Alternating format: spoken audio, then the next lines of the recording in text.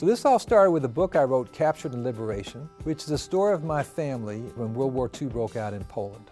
An uncle who fought throughout the war in Anders' army, and my father who was in a quest throughout the war to join Anders' army. Along the journey, he was continually being captured, and he was continually escaping on a quest to liberate Poland from foreign invaders. The book got in the hands of the Polish ambassador, Ambassador Piotr Wilczek. Somehow or another, he got this book and sent an invitation to visit the Polish embassy. While at the embassy, a secretary came down and asked if my father and I would be interested in having a private meeting with the ambassador. We sat down, started telling the story. He looked at me and he said, "This is unbelievable. I want you to speak to Minister Anna Maria Anders, who is the Secretary of State of Poland, and also the daughter of the very famous General Władysław Anders, who was the head of the Anders Army, to bring the Trail of Hope exhibit to Cleveland."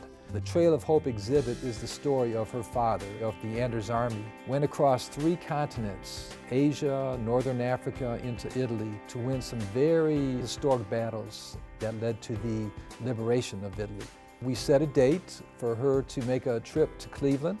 It was hosted at the Polish Cultural Center in Slavic Village, but throughout the weekend, we had a number of conferences, panel discussions, press conferences, parties, private parties, public parties. So it was just a host of activities that were taking place. It was a really memorable visit. A lot of people were touched. A lot of people really enjoyed not only the exhibit, but just learning the story of the Polish army, and also understanding how my father's journey fit into the whole trail. How it kind of personalized the Trail of Hope. Marian Bajda is exceptional.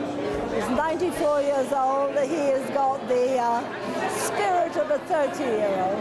He exemplifies the feelings that all of them have. Such unbelievable devotion to my father, which is really touches my heart.